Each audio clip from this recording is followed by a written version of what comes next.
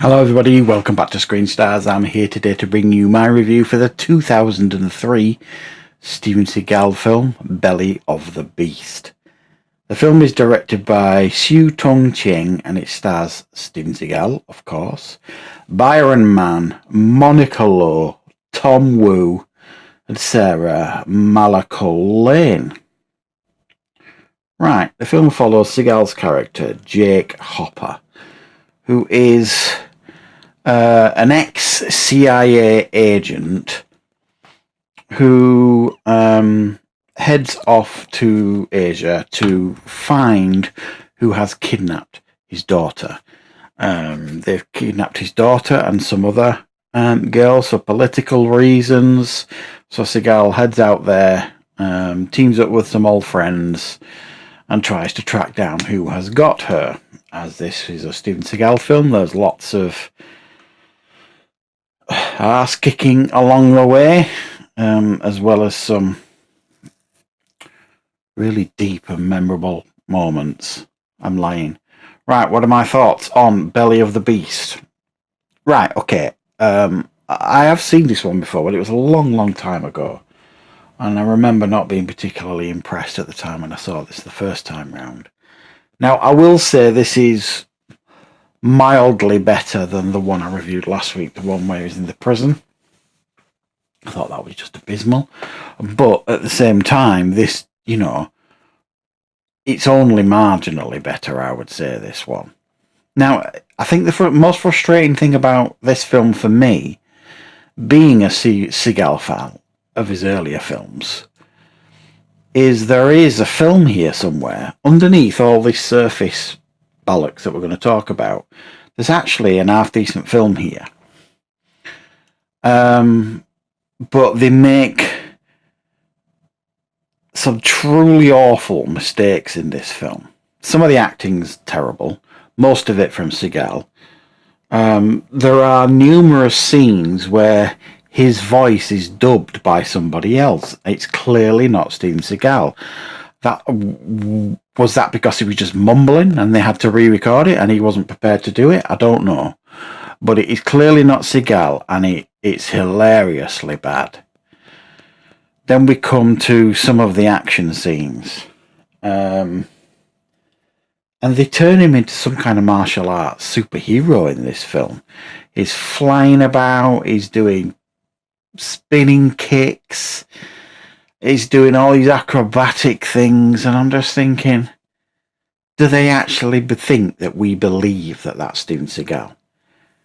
And some of the stunts in the film with him diving onto platforms and shooting, and I mean, he was on his downward slope here. He was starting to pile on the pounds, and he was probably about as athletic as a baby hippo. But they make out like he is the man in this.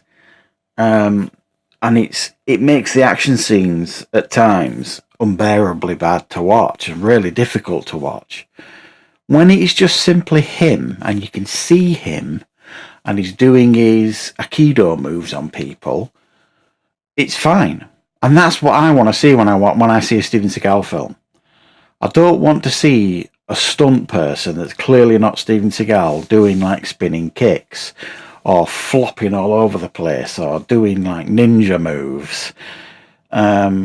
It's obvious it's not Steven Seagal, so it's completely and utterly destroys immersion.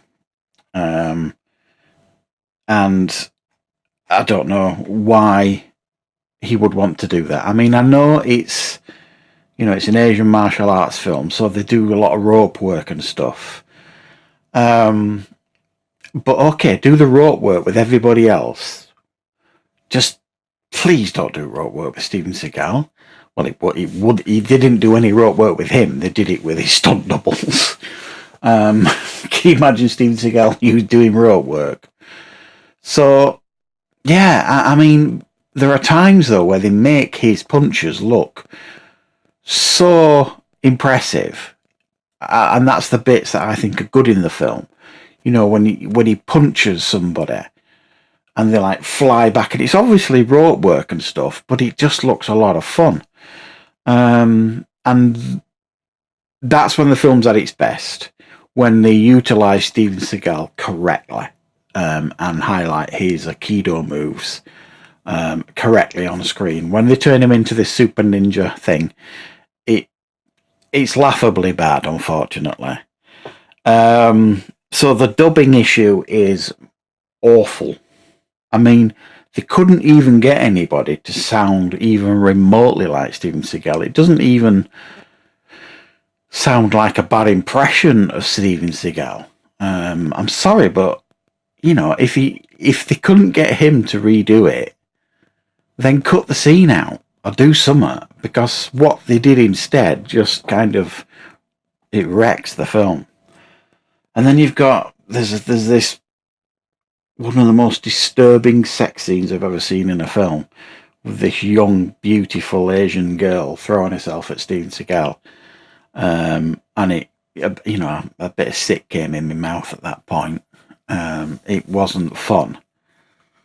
So yeah, but when it stripped away all that bollocks and it focused on, you know, him trying to find his daughter, you know, and kind of moving through these waves of enemies to kind of get closer to his daughter, that's all fine.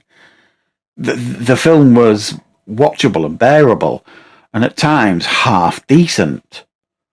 When it focuses on anything that's remotely linked to dialogue, when it focuses on the wire work or where they turn him into the super ninja, the terrible dubbing scenes, and any talky scene, it was like he just couldn't have given two shits about performing in this. I don't know whether he completely lost interest, but he was contractually obliged to do the film. I've no idea.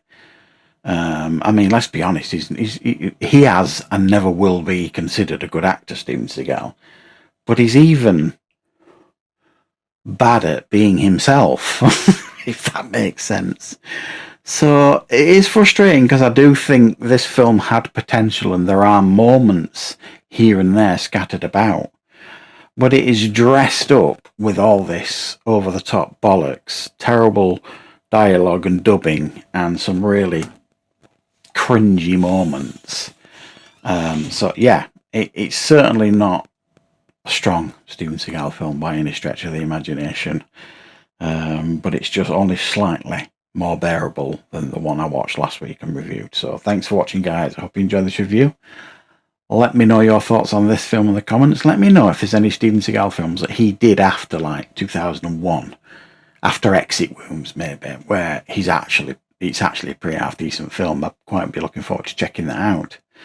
And I'll see you back here on the channel with more content very, very soon.